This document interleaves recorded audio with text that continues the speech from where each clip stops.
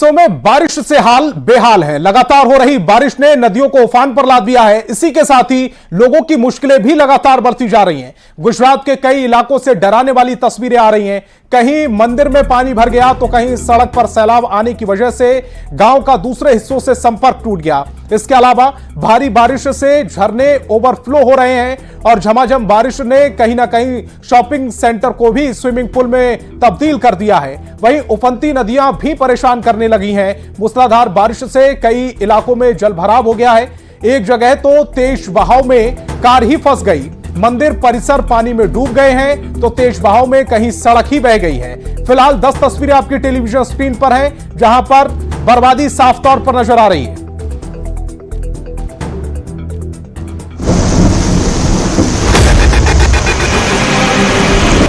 आधे हिंदुस्तान पर लगा बारिश का आपातकाल।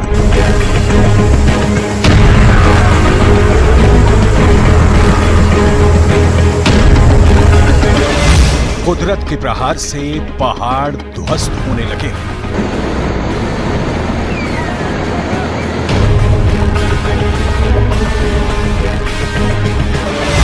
मौसम का विकराल रूप और गरजते बादलों ने उत्तर प्रदेश से असम तक तबाही मचा दी है।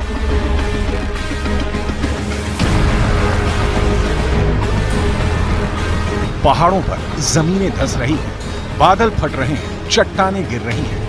बारिश के बीच हिमाचल प्रदेश के चंबा से दिल दहला देने वाली एक तस्वीर सामने आई है। वहां मणि महेश डल झील की ओर जाने वाले रास्ते पर एक पहाड़ी दरक गई।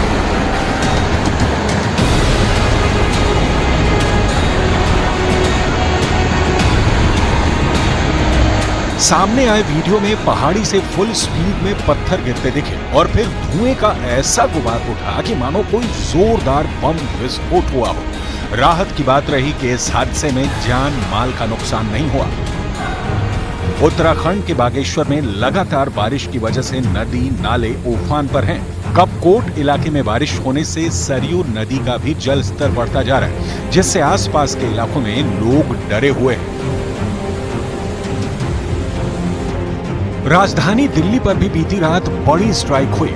दिल्ली को हरियाणा से पानी देने वाली बवाना मुनक नहर में देर रात 1 बजे एक बड़ा हादसा हुआ। जेजे कॉलोनी की तरफ से नहर की दीवार टूट गई, जिसकी वजह से नहर का पानी आसपास की कॉलोनियों में भर गया। पानी इतना ऊपर आया कि घरों में घुस गए और लोगों को घर छोड़कर भागना पड़ा। ये बवाना की सुबह की तस्वीरें बताई जा रही हैं। मुनक नहर का कंक्रीट का हिस्सा टूटा है, जिसे रिपेयर करने के लिए काम चल रहा है। एक तरफ पानी घरों में घुस चुका है तो वहीं लोगों को साफ पानी की किल्लत हो गई है। चंदूरे जी, खुद घुटने से ऊपर पानी, जहां पर आप खुद भी यहां पर आए हुए, क्या स्थिति बनी है, कैसे जानकारी मिली और क्या कुछ किया जाना चाहिए था? रात को 2:30 बजे मुझे फोन आया कि यहाँ पर JKLN ब्लॉक में पानी आया है। जी, घर पे कोई जा नहीं सकता, चूल्हा कोई जला नहीं सकता है, कह रहे ना खाने पीने का इंतजाम हुआ है, ना पीने का पानी का इंतजाम है। पीने के पानी के टैंकर जल बोर्ड के लग गए हैं। कोने के ऊपर खाने का टेंट लगा हुआ आप देख सकते हैं। भारतीय जनता पार्टी के कार्यकर्ता बैठे हैं। यूपी के 12 जिलों में बाढ़ की वजह से हालात बेकाबू हो चुके हैं। बताया जा रहा है कि यूपी के 133 गांव पूरी तरह से जलमग्न हो चुके हैं। यूपी के सीएम योगी आदित्यनाथ भी ग्राउंड पर पहुंच चुके हैं और वो बाढ़ के हालात पर नजर रखे हुए हैं। सैकड़ों गांव इससे चपेट में आए हैं। हम लोगों ने सभी गांवों में NDRF, SDRF, PSC की फ्लड यूनिट। रांची से ये तस्वीरें हम आपको दिखा रहे हैं जहां पर लाठीचार्ज किया जा रहा है। सहायक पुलिस कर्मियों पर यह लाठीचार्ज, उनका आंदोलन लगातार बढ़ता हुआ। सीएम आवास का घेराव करने के लिए सहायक पुलिसकर्मी निकले थे, उन्हें रोकने के लिए लाठीचार्ज करने की कोशिश की गई है, लाठीचार्ज किया गया है। रांची से ये तस्वीरें हम आपको दिखा रहे हैं। सीएम आवास की ओर तेजी से आंदोलनकारी बढ़ रहे थे, जिनको रोकने के लिए लाठीचार्ज किया गया है। हालांकि इसमें कई पॉलिटिकल लीडर भी इस आंदोलन में शामिल हो गए। जब हमारे संवाददाता ने वहां से ग्राउंड रिपोर्टिंग की तो वहां पर कई पॉलिटिकल चेहरे भी नजर आए। हालांकि अब जो पुलिस है वो इन्हें रोकने की कोशिश में है। डिमांड लगातार बढ़ रही थी। 25% इजाफे पर, सैलरी में 25% इजाफे पर बात बन नहीं पाई, जिसके बाद लाठी चार्ज का नजारा है।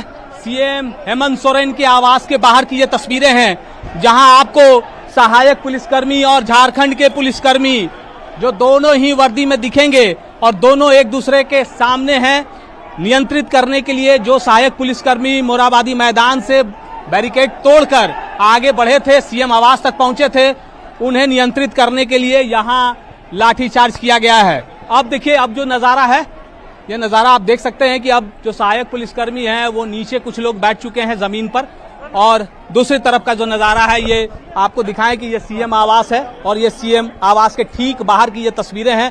आप तस्वीरों के माध्यम से देख सकते हैं कि किस तरह से ये सुबह से ही, अगर हम बात करें, ये कोशिश हो रही थी और ये प्रयास किया जा रहा था झारखंड पुलिस की तरफ से कि किसी भी हाल में इस सीएम आवास मार्च को रोका जाए, लेकिन ये संभव नहीं हो सका। 3 प्रस्ताव भी दिए गए थे, वो प्रस्ताव भी जो आंदोलनकारी हैं उन्होंने नहीं माना, और जो तस्वीरें देखने को मिली, ये तस्वीरें काफी हैं कि किस तरह से पुलिस के खिलाफ ही पुलिस के जवान आपको सड़क पर लड़ते हुए, एक दूसरे पर लाठियां भांजते हुए दिख जाएंगे।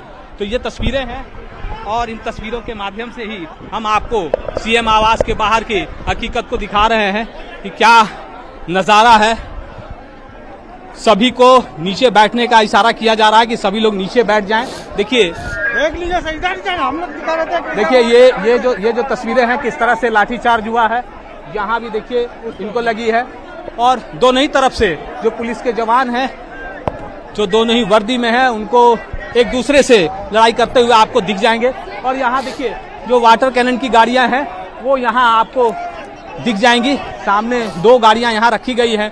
अब जो सहायक पुलिसकर्मी हैं इस वक्त जमीन पर बैठ चुके हैं और थोड़े शांत, हम कह सकते हैं कि यहाँ पर अभी फिलहाल ये शांत हैं। लेकिन ये जो आप रोड देख रहे हैं सीएम आवास के ठीक बाहर की जो तस्वीरें हम दिखा रहे हैं, और ये जो रोड है ये पूरी तरह से यहाँ बैरिकेड हो चुका है। मतलब नीचे जो जमीन पर बैठे हुए आंदोलनकारी हैं वो अब शांत है, और यहाँ देखिए रह कर आपस में ही लोग उलझ रहे हैं, बातें हो रही हैं, समझाने का प्रयास भी किया जा रहा है। लाठीचार्ज हो चुका है और देखिए फिर से एक बार देखिए किस तरह से लाठीचार्ज हो रहा है। और ये देखिए तस्वीरें हैं और यहाँ से पत्थरबाजी भी की जा रही है दूसरी तरफ से। और ये तस्वीरें हैं जो लाठीचार्ज की तस्वीरें आपको दिखाएं कि जो लोग नियंत्रित नहीं हो रहे हैं उन्हें नियंत्रित करने के लिए लाठियां चलाई जा रही हैं। और ये तस्वीरें हैं, यहाँ से आप देखिए कि किस तरह से जो पुलिस के जवान हैं वो आपस में कैसे उलझ रहे हैं। तो ये तस्वीरें सीएम आवास के बाहर की बार बार हम दिखा रहे हैं कि ये सामने सीएम आवास का ये गेट है, ये सीएम आवास है। बगल का जो आवास आपको दिख रहा है उसमें सीएम हेमंत सोरेन रहते हैं। मतलब 50 कदम की दूरी पर ये 2 मुख्य गेट आपको दिखा रहा हूं। और यहाँ जो सहायक पुलिसकर्मी हैं वो किसी भी हाल में मानने को तैयार नहीं है, और ज्यादातर जो पुलिसकर्मी हैं वो भी ये प्रयास कर रहे हैं कि जो स्थिति लगातार बिगड़ती जा रही है, क्योंकि एक तरफ जवान है वो इन सहायक पुलिसकर्मियों को रोकने की कोशिश कर रहे हैं, तो दूसरी तरफ वो अपने घेराव की कोशिश में लगे हुए हैं, और स्थिति जो ग्राउंड पर है वो चिंताजनक बनी हुई है। अविनाश, आप हमारे साथ जुड़े, आपका बहुत बहुत शुक्रिया। यहां पर एक छोटे से ब्रेक के लिए रुकेंगे।